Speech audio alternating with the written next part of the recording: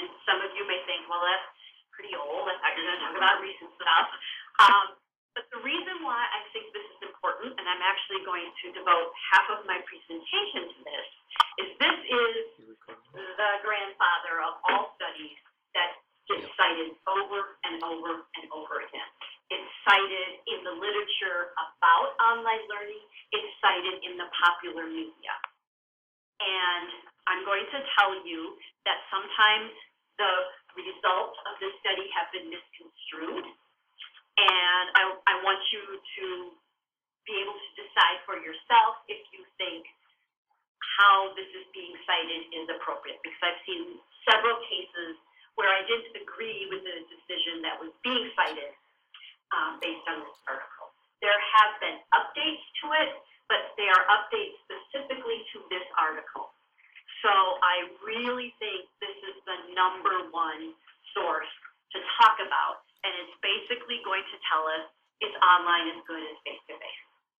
It's from the U.S. Department of Education, and it is a meta-analysis looking at many, many studies that are out there. And what they wanted to do is define well-designed studies and use those in their meta-analysis, only well-designed studies. So here's are the criteria that they looked at. They wanted to look at studies that compare learning that takes place online directly to learning that takes place face-to-face. So that head-to-head comparison. Online, they also looked at hybrid, and their definition of what counts as a hybrid course is that 25% or more of the instruction needs to be online. So that was their definition. And they're looking at the contrast, and they only wanted to look at studies where there was an objective student learning outcome as the measure. So not students' attitudes or feelings or things like that. They wanted something quantitative, and they wanted higher quality design studies. So they're either control, they have a control, or they're quasi-experimental. And then the final criteria is that there should be enough data in these studies to determine an effect size. So most of these studies do report an effect size. Some of them don't, but some of them include enough data for the researchers to figure out that effect size on their own. And so,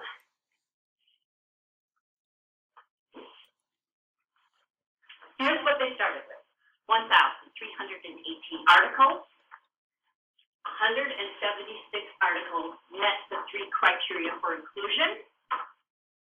99 of those did indeed contrast online or hybrid to face-to-face, and 50 had enough data to extract an effect size. So actually, this is a pretty major finding of the meta-analysis, is that there are not many well-designed studies out there. Interestingly, the purpose of the study was to look at K through 12 education and online learning in K through 12. Their first go-around with this, they had 0 K through 12 articles that made it to the final cut. They extended the cutoff date into 2008 and got a few more. But what you're going to hear about is almost exclusively higher education. There are a few that are not, but most are. And here are the findings. So whatever 100-page document, this is really the findings right here. So what you need to look at, don't worry about actually reading any of these, just look at the trend of these dots here, and combining all of the studies together, on average, when they compare all online, that includes fully online plus hybrid, to face-to-face, when they compare them head-to-head, looking at student learning outcomes, there is an effect size of +2, suggesting that online or hybrid is better than face-to-face. So that's on the small, moderate end, but that's if you combine all of these together. So here is completely online, here are the hybrid results. However, things get interesting when you divide them. So if you want to look at purely online and purely face-to-face, that's where some interesting data comes out. If you look at purely online compared to face-to-face, the effect size is +0.5, which is basically nothing. I mean, that's not statistically significant enough to conclude anything. So from this study, all you can basically say is no difference. And it gets even more complicated than that. But for hybrid, they found a 0.35 effect size, which is a decent effect size. So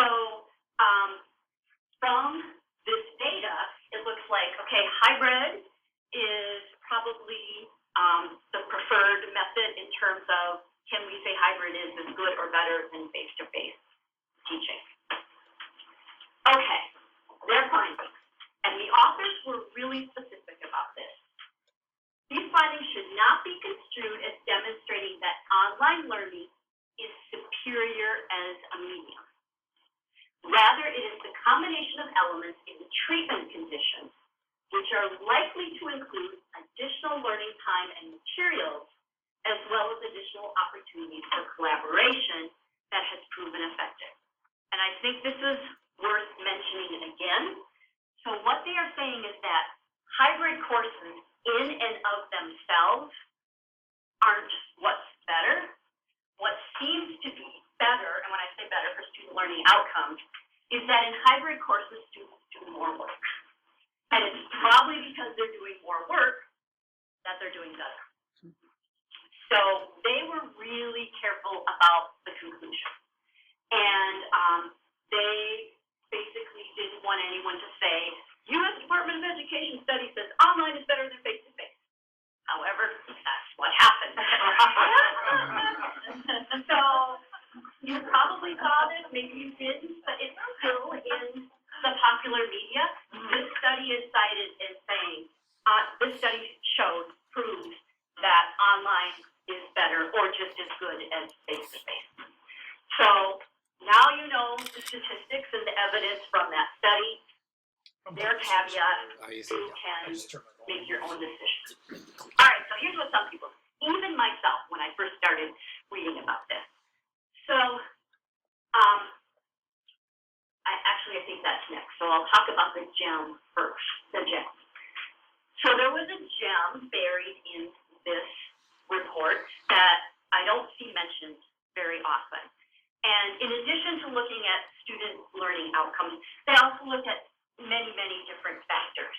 And they were trying to see, are there certain practices that seem to also correlate with student learning outcomes? In other words, could they be part of that variability that suggests hybrid courses are better than online?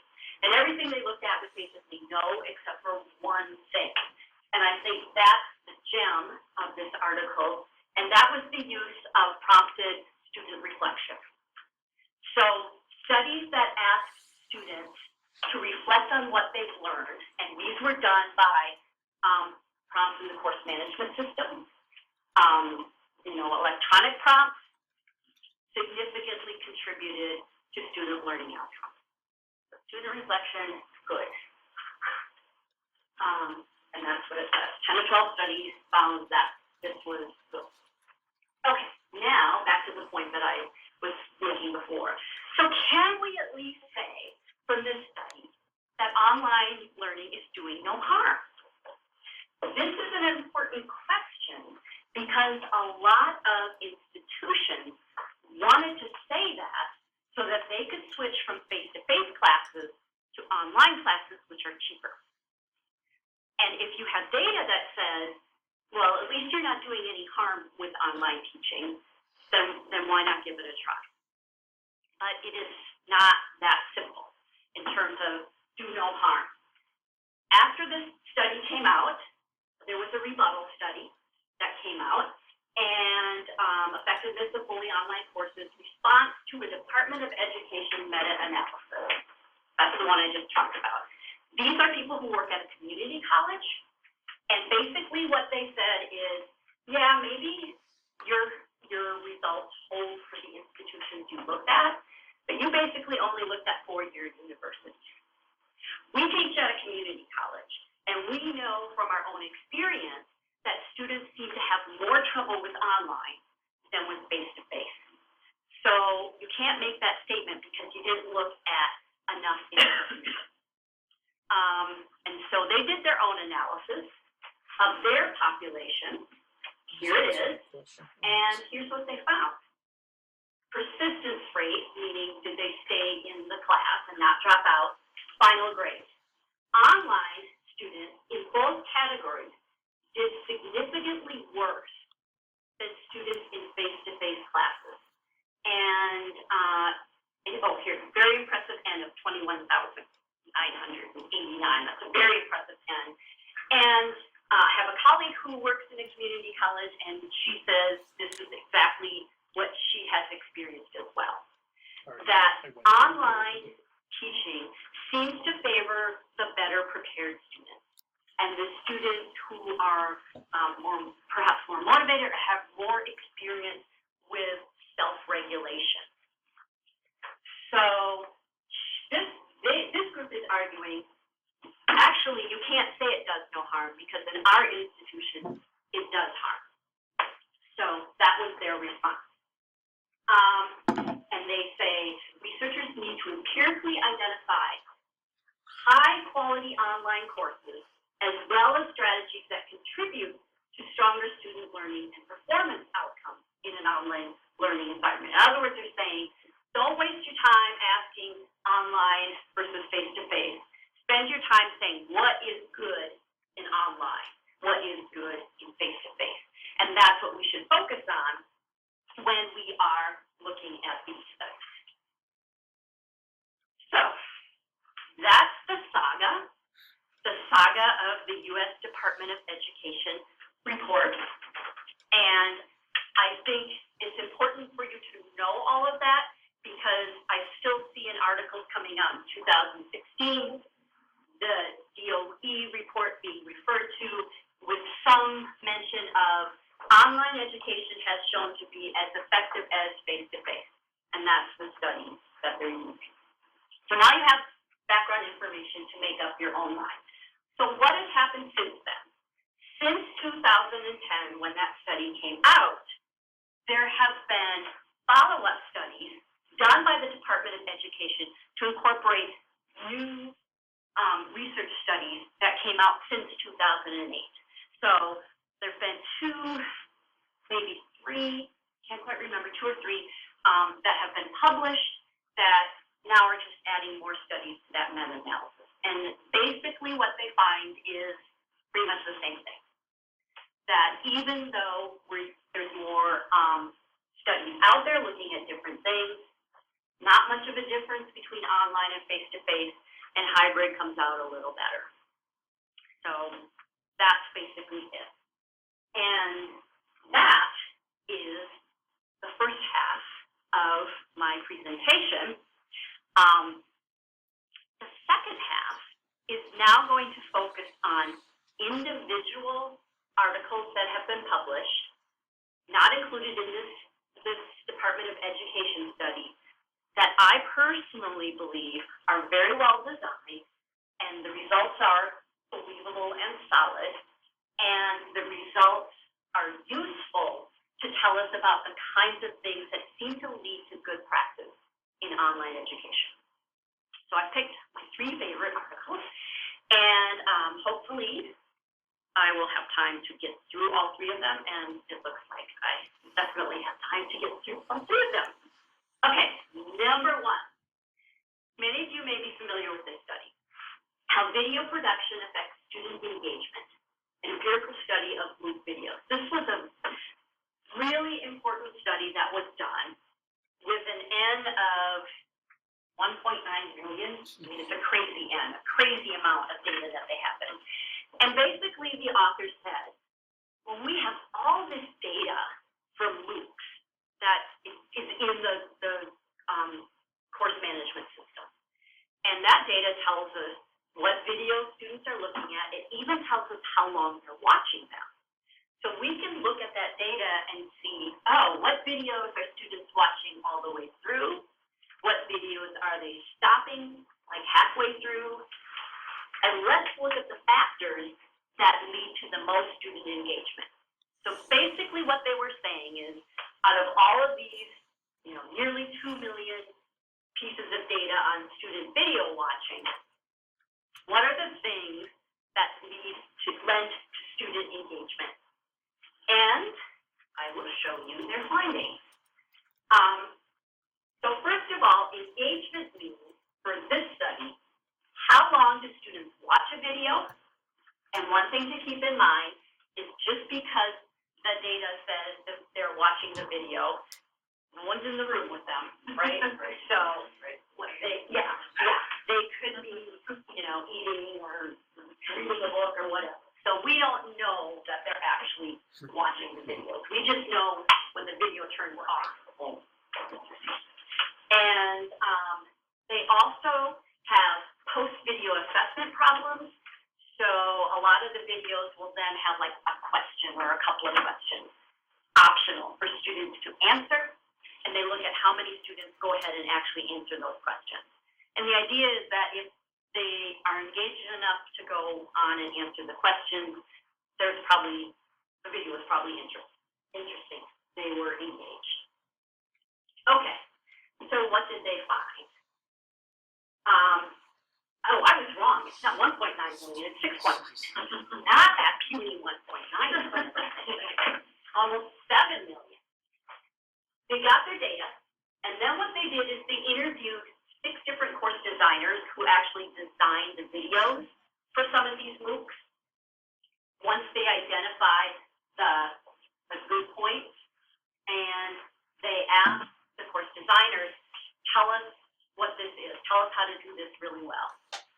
And we'll see a set of recommendations at the end of my talking about this that you can look at.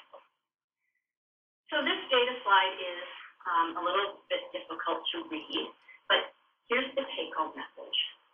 Median engagement time is 6 minutes. Basically, keep your video short. 6.9 million and tells you to keep your video short. And this, I can't tell you how many times this has come in handy in working with instructors who would like to do an hour video presentation for their online teaching. So this isn't the only thing they look at. They look at things like, could you see the instructor's head versus was the instructor standing behind a podium? Were they PowerPoint slides versus drawing on a tablet? They looked at many, many different things. And some of those things made a difference. But here's the really cool finding, I think, the really interesting finding, that as long as you keep the video 6 minutes or less, none of that other stuff matters. Yeah, so it's like the 6-minute video forgives all sin. And it kind of makes sense because for 6 minutes you can put up with annoying things. For 25 minutes, maybe you can't put up with annoying things. So this basically shows, here's engagement time in minutes, and they've binned the data into 0 to 3 minute videos, 3 to 6, 6 to 9, 9 to 12, 12 to 40, and you see this bell-shaped curve. But really, we need to normalize that data because obviously people watching a 3-minute video are not going to be engaged for as long as people who watch an entire 6-minute video. So that's what this data is here, normalized to video length. This is percentage of engagement time, pretty much 100% for 3, 100% for 3 to 6, a little drop off at 6 to 9, and then look, it just goes 9 to 12, 12 to 40. So I really think with an N of 6.9 million, 6 is a magic number. And this actually, I know, influences at our institution, people who work in academic technology support services. They are big proponents. They say 7 minutes, but short videos. Keep your videos short. Yeah, it's 60 minutes long. So I also mentioned that there were other factors that seem to have an effect on student engagement. Keep in mind that these are not significant for the videos under 6 minutes. But if you are going to have a 20-minute video, here are some things to keep in mind. So a close-up headshot of the instructor is more engaging than a full body shot of the instructor behind a podium. And this is in alignment with other research that's out there that basically says students like to see a face. A face is a good thing. If you can't show a face, at least a voice that sounds like a real human and maybe talking somewhat extemporaneously. Tablet drawing is more engaging than PowerPoint slides. So students seem to prefer when the instructor is drawing as they're talking, which, by the way, is really hard to do. I have tried it, I can't do it, versus PowerPoint slides that are just being advanced. So they seem to like that better. Here's a really important one. At least at the University of Minnesota, when we started moving to online instruction, many instructors would say, great, come in, videotape my hour-long lecture. We'll put that online, and we'll call it a day. And so one of the things that they looked at is we're going to compare a 50-minute lecture with 50 minutes worth of lecture chopped up into smaller chunks. And what they find is those shorter videos, the ones chopped up into chunks that have been designed to stand alone for that 6 minutes, for those 6 minutes, lead to better engagement. So here's something that I have considered doing this myself. I see the data, it's like I have an hour lecture, no problem, I'll cut my hour lecture to 6-minute chunks, and voila. But this is saying there's something about designing for the standalone short lectures that seems to be better. And students like fast talkers. And that actually was one of the things that almost didn't come out with the 6 minutes. So students do not like listening to people who talk very slowly. Now, you probably know in some course management systems, there's the option to do that 1.5x for the speed. So, and a lot of students apparently need this. So the video will be there as recorded, and then you have this 1.5x option where you can make the instructor talk really, really fast. They like that. So fast speaking instructors need to be good. Let's see. Okay. And so what are their recommendations? I told you that they convened a group of 6 instructional designers to take a look at what are the features or what are some good practices based on what we found here that we could give to online instructors or online teachers to help them create more engaging videos. So 1, segment video chunks shorter than 6 minutes, so 6 is the magic number. Display the instructor's head at opportune times. This is really interesting because some of the faculty that I work with really don't want to be on camera. They're nervous about it, and I feel the same way too. I don't like looking at my face on camera, but I do it because of this data. Like, okay, I'll show my face. Something I didn't talk about, they also found that it's just fine to have a very informal video versus a highly polished studio video. And in fact, some students seem to prefer those more informal type videos.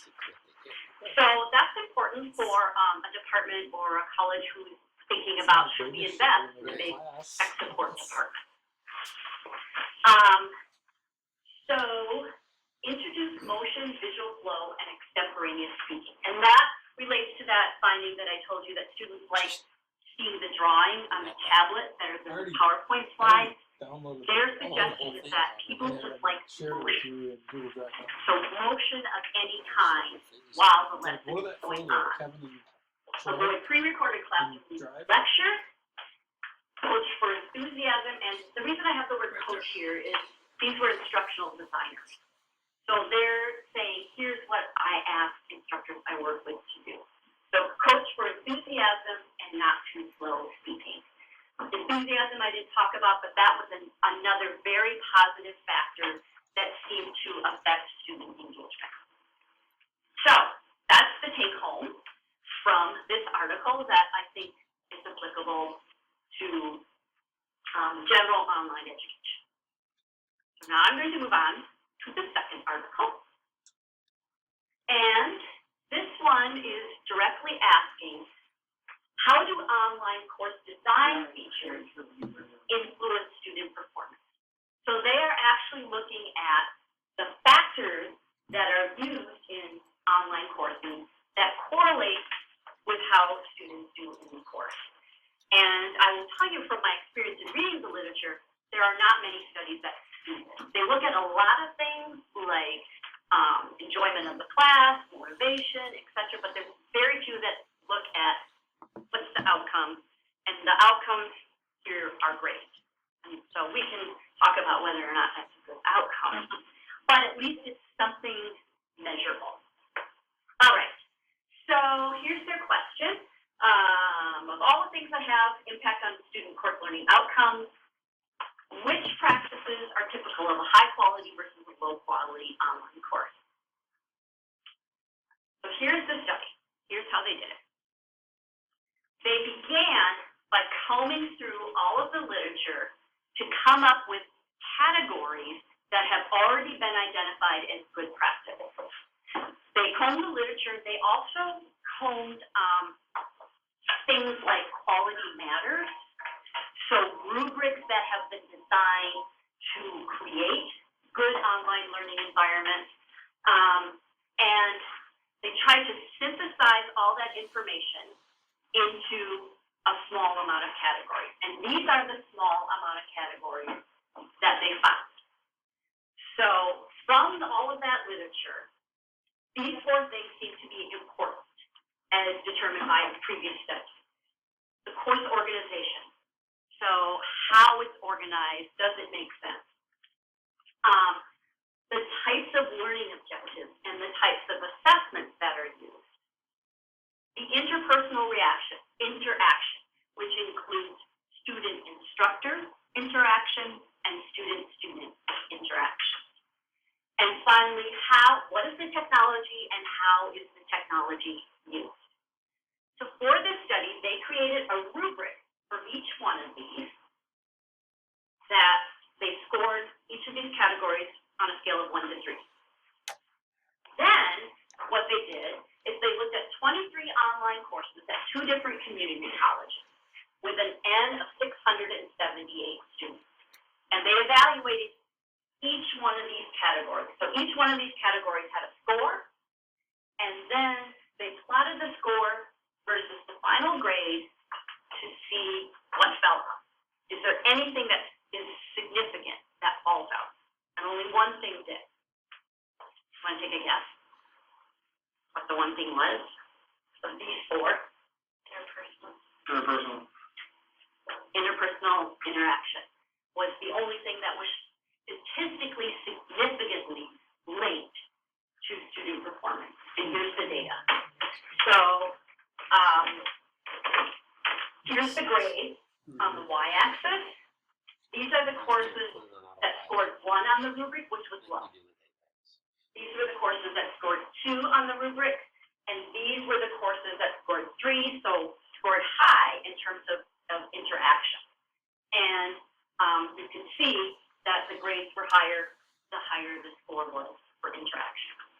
Those other 3 variables that I mentioned didn't show anything significant, which of course, as you know, doesn't mean it's not.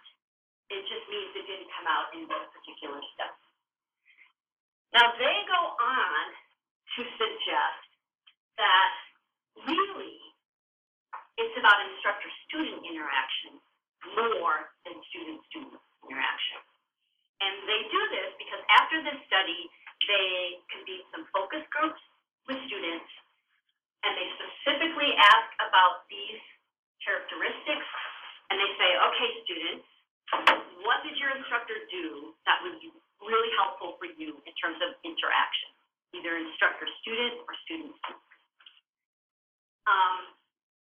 And basically what the students said was, student-student interaction seems like busy work to us, and it doesn't really help us, and student-instructor interaction really helps us.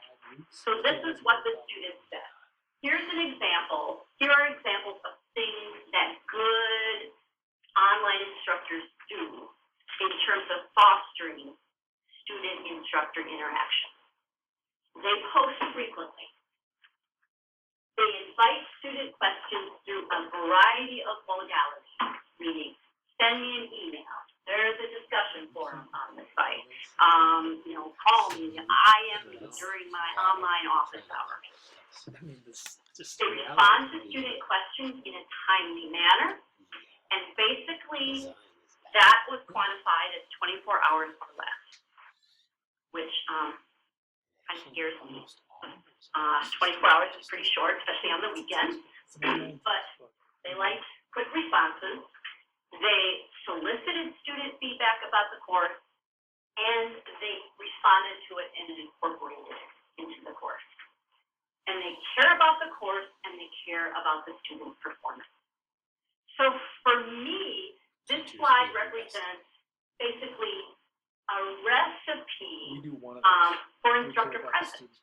So we talk a lot about instructor presence being important for student performance in the online courses. I've solicited These would be the ingredients, perhaps, that would go into instructor presence. Why would they And their conclusion, our results, lend support to creating more interactive opportunities within fully online courses.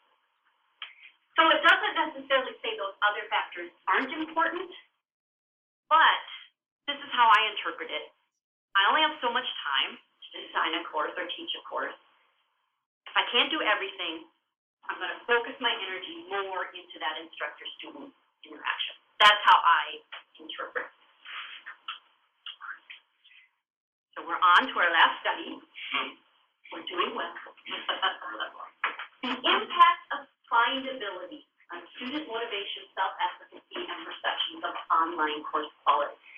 This was a surprising study to me because it showed how important findability was for students' reactions towards the course. Okay, what is findability? The authors defined findability as the ease of locating stuff. For them, stuff meant instructions for getting started with the course, the learning objectives, and the grading policy of the course.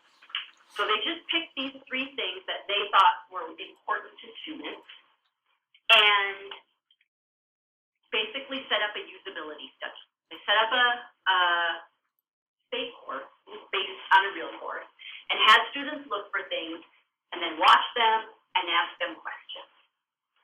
So these are the courses that they used.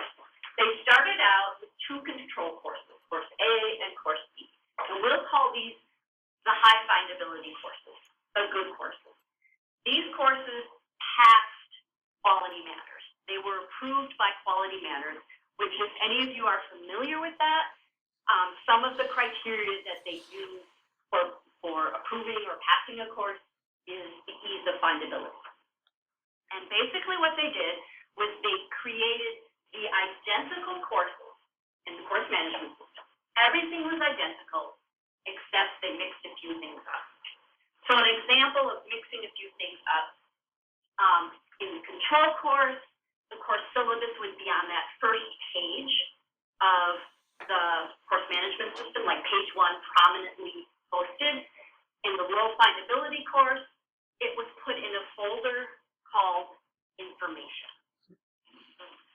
So all the materials and things were still there, they were just made a little bit more difficult for students to find. And they had 81 students, and they randomly assigned them to one of these 4 groups.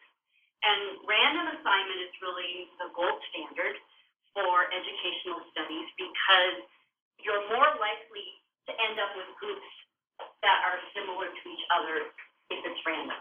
And it's rare that you can randomly assign students in a real life class situation because students would like it if you say, you're going to the 8 a.m. class, you're going in the noon class, whatever. Here's what they found. I'm not going to show you all of the findings. They took a pretest before they did this study looking at the course. And basically the questions were, how confident do you feel being a student in an online course? They took the same test after the course, after they went through the usability-like study. So there should be no reason that their scores should differ, right? It's the exact same survey.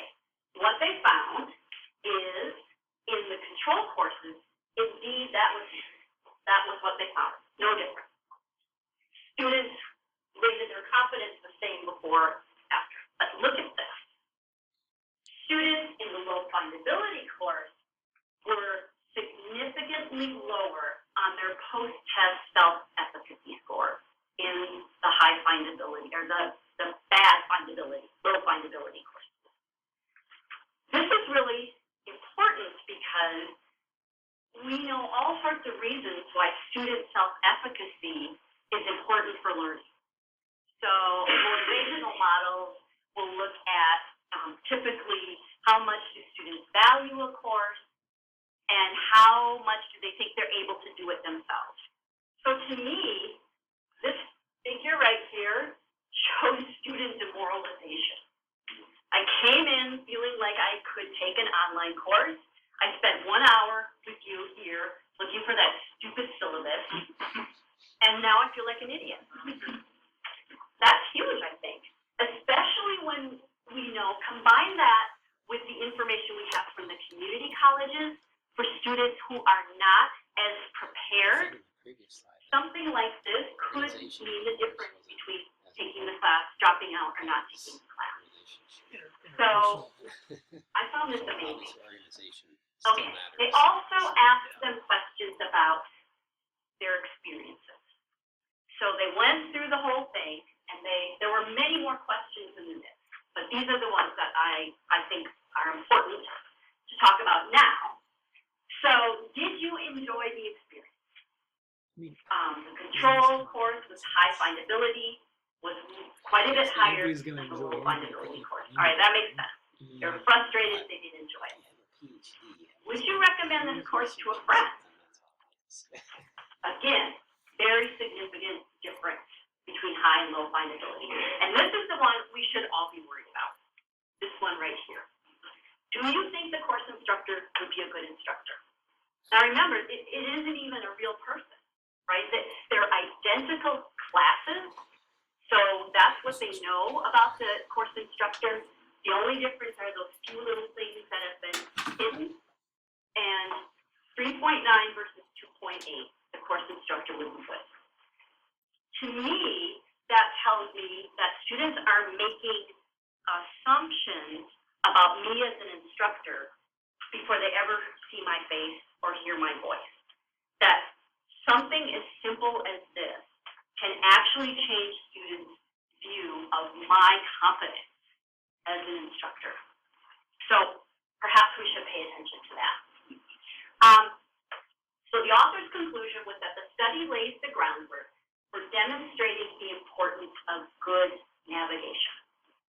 All right, so what do they mean by good navigation? They talked to the students afterwards to see what they saw as good navigation, and they also talked to instructional designers. Here's their recommendation. Is chunking to group navigation items into logical categories. So logical is kind of squishy, right? And this is something that I have learned the hard way in teaching, that something that seems perfectly logical to me is not logical to my students. So, you know, this is one of those things that I really think you need to ask your students, does this make sense to you, rather than just say it makes sense to me. So chunk things into categories. Use specific language rather than fondly. So I will tell you, this is the number one thing that I used to break when I taught online. I would have a title for an article or a file on the learning management system, and then students would click on it. The file would open, and the title on that file would be whatever I named it. You know, like XYZ file number 12. And this is apparently very annoying to people because you spend a lot of time going, wait, did she put the right thing? Is this the right, am I supposed to, wait, let me check, go back. And I've talked to other instructors who say they have done the same kind of thing. They don't really pay attention. They just pop the file in there. So now I'm really careful to make sure the name on the course management system, the name in my syllabus, and the name of my file are all the same thing. Place links in logical locations. Again, we have that logic kind of squishy thing. Don't deeply bury content, and some people call it a 3-click rule, that you should be able to find everything with 3 clicks. That's really hard to do, by the way. And use visual contrast among page elements. Now, this may relate to color, which now we're talking about accessibility issues. So for students who are colorblind, that color is not necessarily will not provide any help. But other visual cues might be putting borders around things that belong together. Larger font for headings, bolding of headings, things that make text stand out so it looks like they're grouped together. So there are their suggestions. So I've given you a ton of information. What I would like to do in the summary is revisit the information that I've shared with you, but this time in terms of good practice for online education. So this summary is going to be, here are some things that seem to be good things to do when you teach online. Don't simply put an existing course online, but redesign instruction to incorporate online learning activities. So don't just take your class that you did face-to-face, try to plop it down in that online environment. Actually think about what are the kinds of activities and things that are well suited for online, and make changes if necessary. Incorporate multiple opportunities for students to interact with the instructor and with other students.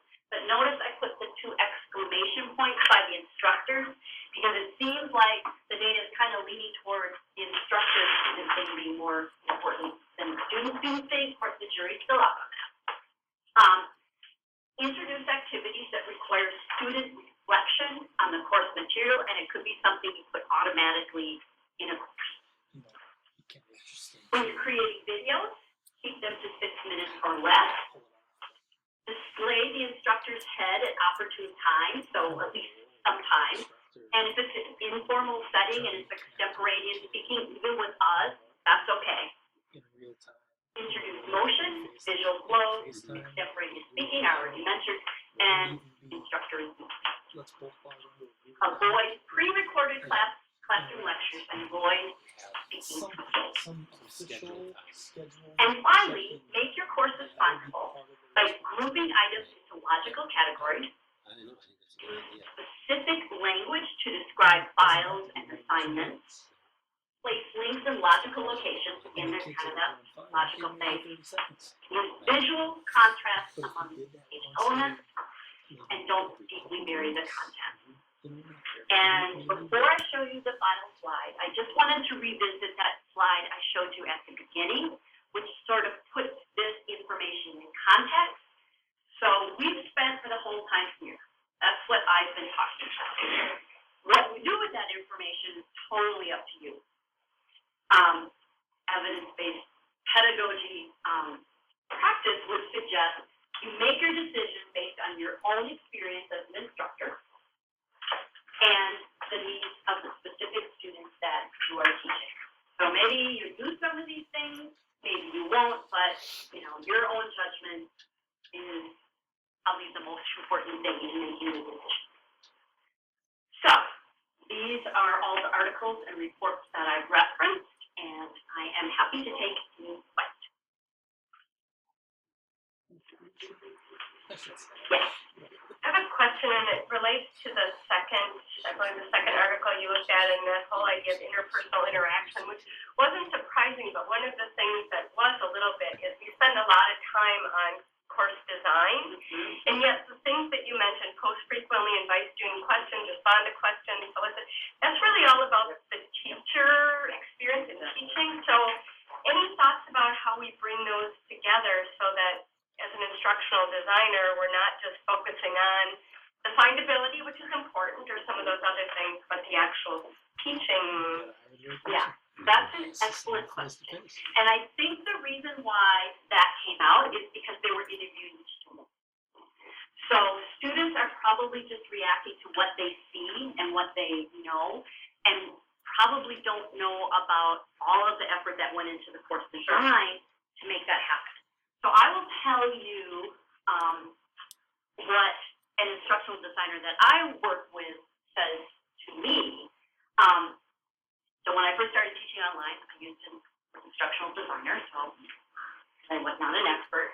And she was constantly saying things like, you need instructor presence in your course. So when you're designing it, make decisions about how are you going to interact with your students at least once a week. Is it going to be in a video message? Is it going to be in a post? How are you going to respond to student questions and posts? Where will that be? And how long will it take you to respond? And you should put that, like, in day one, you will hear back from me, et cetera, et cetera. So what she was doing was she was sort of molding me into the behavior she wanted me to use by asking me to think about it ahead of time and make sure that I incorporated it into the class, which I did. Yes. Yeah, well, I'm an ESL instructor. I work with adult education, and I work in a classroom. We have lots of online programs that our students use that are created by other people. But they end up, students end up helping each other do these things, like the North Star Digital Literacy program or some of the other programs. So there's this sense in the classroom, we do what we call cooperative education. We have people work together. We have them correct each other's work. We have them do that before we all, finally proof it. And I'm wondering, how that might exist in an online course. My sense is that, a lot of teachers, if they're doing online stuff, they post a question and everybody responds to the question. And it's still teacher to this student, teacher to that student, and there's no good media or channel for students to connect to another student and help them. Right. The problem with the peer-to-peer communication isn't that there isn't enough of it, it's that it's poor quality, right? Or asynchronous, right?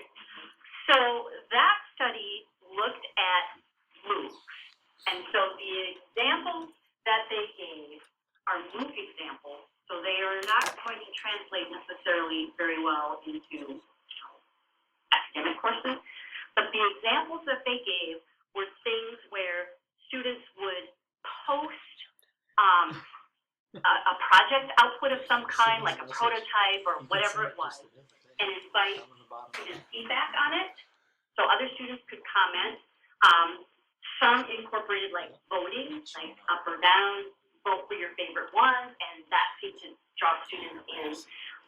Another was requesting specific feedback from your fellow students and getting that. And another was something I would have never thought of, like technical help. So a forum for students to say, hey, I'm having problems, blah, blah, blah, and students jump in and answer those questions. Now, I know that's not an exhaustive list of things that you can do, but it seemed like the thing they had in common is, here's something, can you give me feedback, my fellow students? I also used to run an online peer mentor program where there were peer mentors inside of the course that would mentor students. And that was the requirement was the student would have had to take the course before. There were paid student workers, they would go in and correspond with students and say, hey, do you need help here? Remember this assignment's due here, stuff like that. It was really fun. Yes. I just set up an optional, functional, what I call cyber cafe. And they can post and get help from any student on any subject, as long as it's class related, somewhat technical or whatever. And if they choose not to have their name, they can turn it off and make it anonymous. And so in the beginning, they didn't want to appear to be dumb, right? So they post anonymous. But then once they get to know their classmates, it all works out really well. I tell them, I only go in there if I see it stuck, if nobody's answering it, so I'm not like facilitating it. I just sort of hover and kind of help if I can, and it works really well. It's the same thing. I explain it like it's a student in class leaning over saying, hey, how'd you find that? I couldn't find it, type of thing. That's a really good idea. So it works quite well. And does it, like, all semester, they keep posting that? Yeah, that's really great. Yeah. I know we're running close to time, but we have 2 questions from online participants. Yep. So Alyssa Rafa asked, going back to the gem in the study, is prompted reflection defined? Quick answer is no. So they were looking at studies that did any type of reflection, and because they were all It just ended. Cool. Mine too. Yeah.